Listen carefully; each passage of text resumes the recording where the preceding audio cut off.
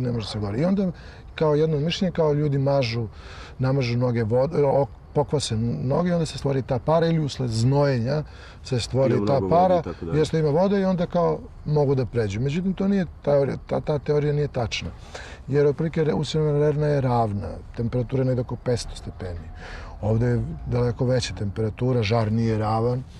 Čak uglavnom ljudi koji hodaju po vatri više vole da im budu suvi tabani i onda da kažem, onda uspešnije prelazi. Inače, kad su vlažni, mnogo im se zalepi žar, pa se onda ispeku. Prema tome, takva teorija, na primjer, koja daje tako objašnjenje, uglavnom nije dovoljno ovako, da kažemo, racionalno, ne daje pravo objašnjenje. Na kraju, kako smo vidjeli, opekotine zaista nema. Uglavnom nema, vidjeli ste, ja mogu da pokažem svoje tabane. Ako hoćete. Tu su toliko puta prelazili. Tu su prelazili, vidite, nema ništa ni na jednom, ni na drugom tabanu. Evo vidite, tu zaista nema nikakvih opekotina. Mogu i tu neki učesnici da pokažu svoje noge ako hoće. Uglavnom, zaista nema opekotina. Da pokažem nogu ovako, kad se gleda. Hoću da kažem, nema opekotina. Zaista je grupa bila dobra, dobro su radili svi, dobro su se opustili, poistovetili su se vatrom.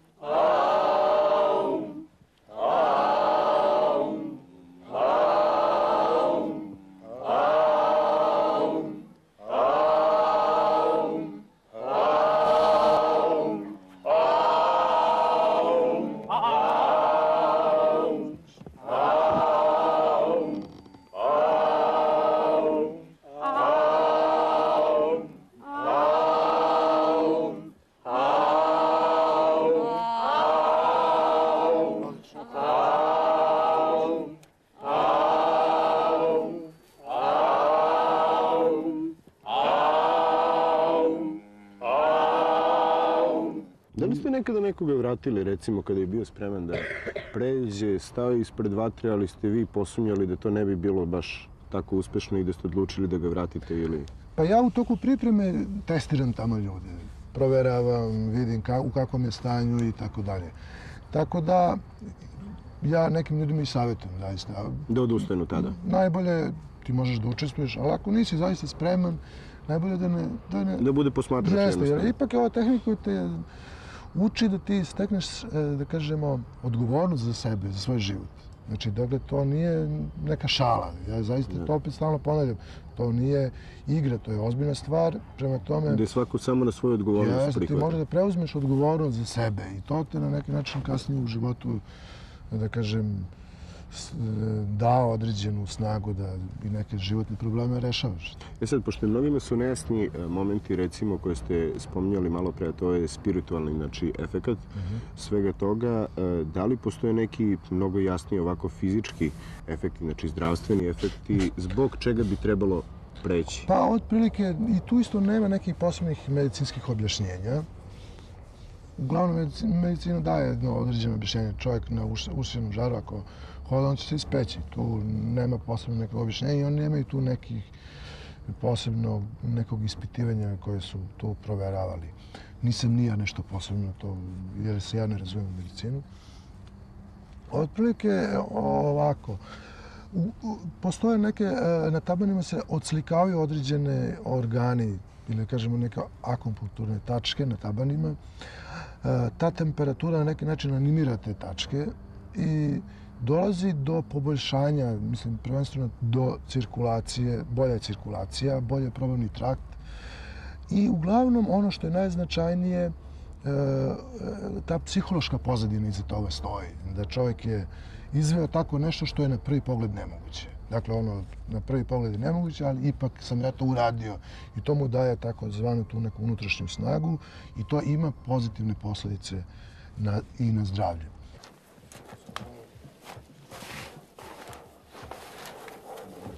pređe. Ali ima neko ko još želi da pređe?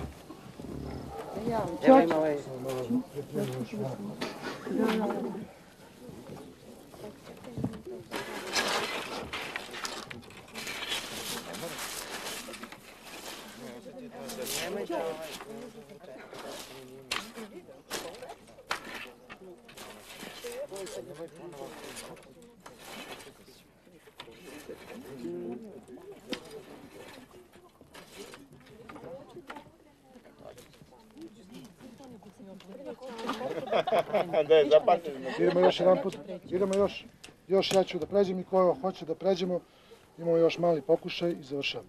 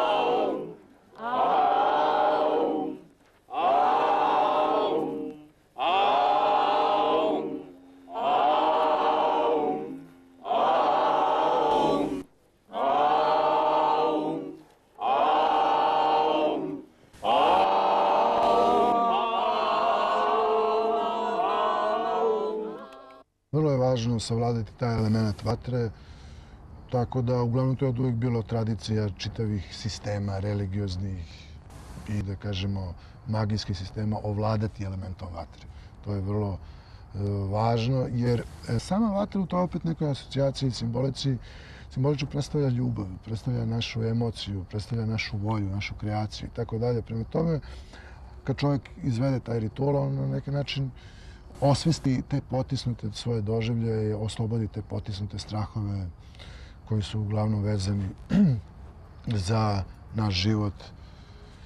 Jer znamo da otprilike ono što je na neki način u nama duboko ukorenjen je taj strah. Ono što će sigurno mnogi interesovati koji su se malo osmilili i uplašili i osmilili nakon cijele ove emisije, jeste kako bi neko od naših gledalaca koji je zainteresovan za tako nešto mogao i sam da učestvuje na kursu i sam da doživi to iskustvo prelaska preko vatre. Pa ja bih ovako rekao, najbolje ko bi zaista želeo da učestvuje, ja bih savjetovao da se ipak jave na adresu ili na telefon televizije Pink. Zaista ko je zainteresovan, dobit će tu adresu ili telefon, moći će da učestvuje. Normalno, pre toga će porazgovarati sa mnom da vidimo da li zaista on spreman ili to neka osoba koja to želi samo da se na neki način ko zna iz kog nekog... Jer i pored svačije odgovornosti, vlastite, ipak i vi preuzimate odgovornost. Jeste, ja apsolutno preuzimam odgovornost, ne primam bilo koga. Zaista ljude koji to žele, zaista da žele da ima takvo iskustvo. Evo ovako, onda ja da pomenem našu adresu još jednom, mada većina je zna. Bulevar Lenjina, broj 6, 11070, Novi Beograd, radio televizija Pink za emisiju Oko ogledala i sa naznakom recimo za prelazak, za ritual vatre. Stavite naznaku, znači ritual vatre, adresu znate sada, pošaljite svoje pismo gde ne trebate ništa posebno da pričate, nego jednostavno napišite zašto biste želeli i neke svoje podatke, znači adresu ili telefon.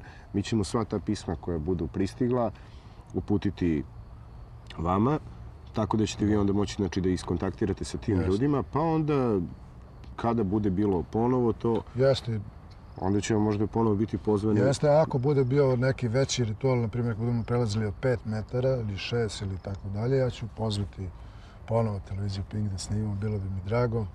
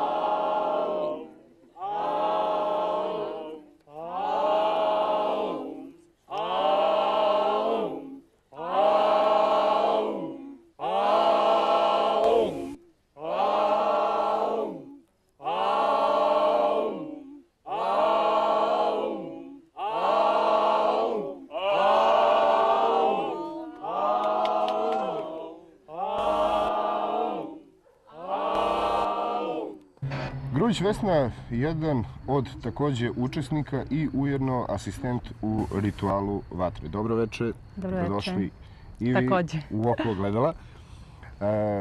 Vesna, kako je vama izgledalo večeras? Prvo da pođemo od toga. Pa meni je ovo 3. put. Prvi put sam asistent i mogu reći da sam oduševljena. Prvo posvećenošću, a zatim što je i naš voditelj učestvovao u ovom ritualu. Da, to je bilo možda i pomalo neplanirano, ali na kraju o tom možda i potrebno. Možda u nekim sledećim emisijama ću ja ispričati i svoje iskustvo sa te strane.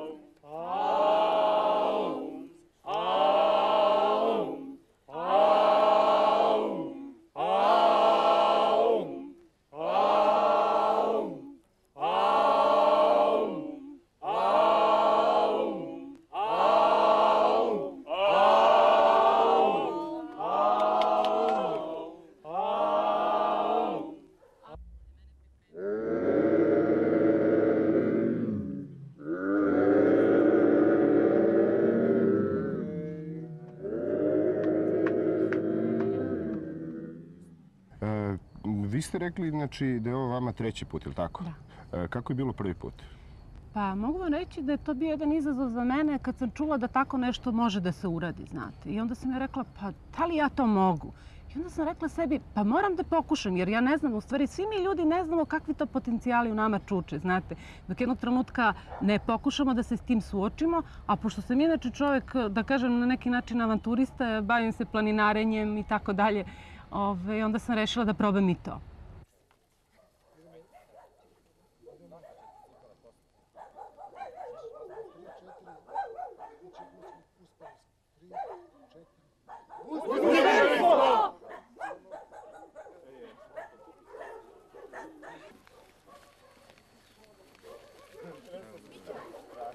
Možeš i da slikaš i nogu ako hoćeš da vidiš da nema ništa.